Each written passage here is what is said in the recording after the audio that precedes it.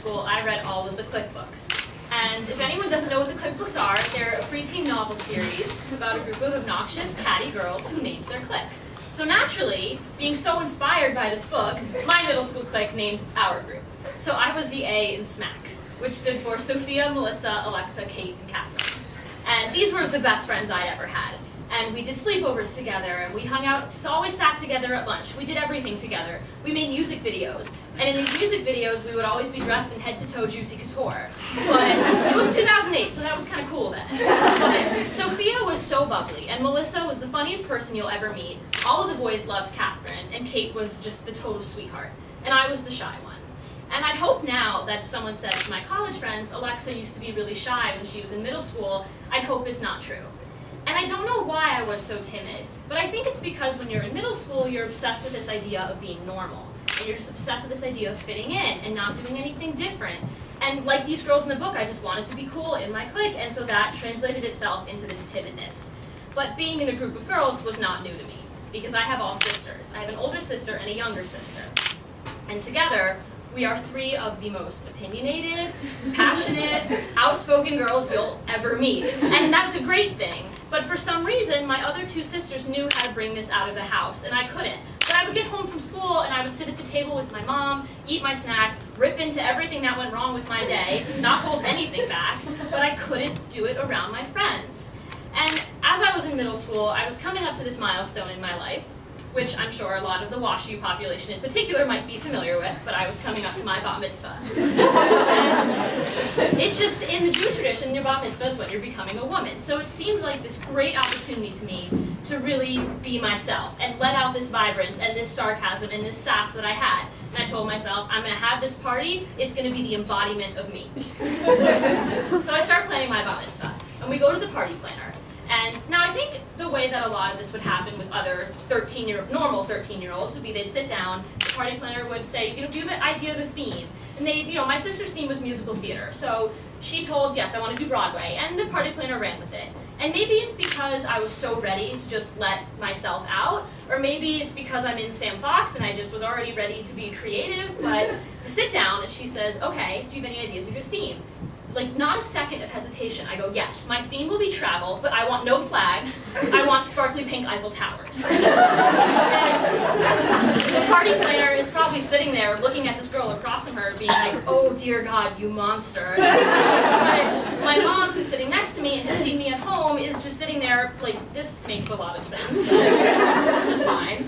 So we plan the party and they get started on the decorations. The next step is to get my dress. And everyone went to this place called All Dressed Up. Now, from where I'm from, I don't know that there's necessarily a polite way to put this, but in Greenwich, Connecticut, when you have a bat mitzvah, it's not just becoming a woman, you're becoming a star. I mean, these parties were ridiculous. My dad likens mine and my sister's bat mitzvahs to buying a Mercedes and driving it off a cliff. He absolutely hated these things, and I don't blame him. So I'm at this dress shop where everyone gets their custom dress.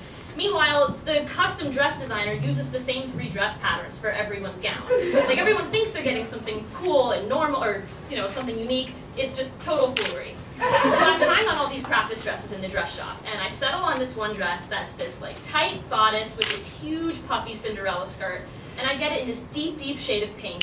And I really think also they were overestimating the curvature of a teenage body, because just like, I was inches below the surface in a certain area, and it was just filled with padding. But so I'm trying on these dresses, I settle on the one I want, and not only do I want this gown, but I want the sash that comes with the gown. And I brought my older sister with me to the dress shop, and in her words, she said, oh, that looks like vomit, because the sash was a deep color of olive green. And not only did I want the sash, but you could have this option to get this encrusted pin in the center of the bow on the sash. So obviously I was like, no, yes, I want the pin because this is my moment and I'm going to be such a star. So I order my dress. And now the next stage, I remember saying to my mom, I want to wear a tiara. And my mom's response was, okay, your friends might hate you. And she was probably right, but no one actually said that to my face. So we go to the tiara shop, and I'm picking up ones that are like an inch tall, an inch and a half tall. My mom holds holds up a half-inch one. She's like, you're gonna wear this, and that is that. And I was like, all right, fine. Because my idea was ambitious. It came out tasteful, though. The party's planned. I have my outfit. I wake up on the morning of my bat mitzvah, and it was like a movie. I mean, I get out of bed, and I'm like, yes, I am becoming a woman today. And my body must have known that because I woke up with my period. But it's fine. The adrenaline just drowned out everything else that I was feeling. We go to the temple. I had a nice, tasteful cocktail dress for the temple and the service. And I don't know why, but for some reason singing the Hebrew in front of everyone really didn't faze me. And I think it's because like your grandparents and your parents are the ones listening to the Hebrew, but your friends don't give a crap because they're in the bathroom stealing the free mints. And that's what I did at every other bar mitzvah that I went to, because the Hebrew was boring. But I get through the service, it went great. I go to the party. I go upstairs, I change into my gown. My mom's helping me get ready. It's like a wedding when you need someone to like hold the skirt while you pee, put on my dress, put on my pad, put on my tiara, and I go down to the party. And I had this whole debate with my family of what song would be my grand entrance. Because yes, there was a grand entrance. So, and I am a strict mother about some things. So, you know, there couldn't be any rapping, there couldn't be any curse words, it had to be a good female icon. So we chose Crazy in Love by Beyonce.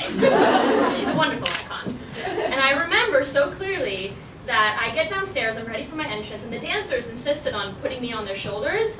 It wasn't really insisting, they brought it up, and in a second I agreed. I was like, yes.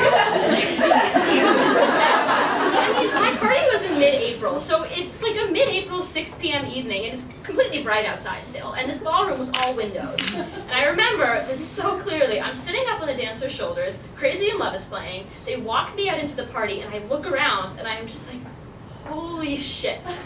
And looking back now, I really wish I had started drinking then, but I was a strict mom and I was 13. So they carry me out into the center of the dance floor, they put me down, and I just say to myself, yes, I am going to launch myself into this. This is my moment, this is my coming out. You know, Jews don't do cotillions, so like, this is the moment that I'm really going to be me. So I'm dancing, and I'm taking photos with my friends, and the party's going great, and we come to the candle lighting ceremony. Now, my older sister also did a candle lighting ceremony, and you have 13 candles because you're turning 13. They had this glitter display in pink made up with my name spelled out. And you go down the family, you go down the line. You start with your family, you get to your friends, and every time you do a candle for someone special in your life, you read a small little poem. I wasn't a writer, I was, more into math. My older sister was the writer, and not that this was any kind of sophisticated writing, but, I asked with her permission if I could use some of her poems that she wrote for her candle lighting ceremony. And they were little rhymes, my sister's the best of all the rest. I changed names, I changed a few anecdotes, but, she passed on her poems, so I used them. So I light the candle for my older sister. She walks up, we take a photo, we smile together, and now both my sisters are taller than me, and she was also wearing heels because she was the older sister. So she's towering above me, and this happened in slow motion in my eyes, but I've watched it back so many times because the party was filmed by a professional videographer. I've seen this several times. So we light the candle, and in slow motion, I'm standing there with the mic, and my sister grabs the mic out of my hand.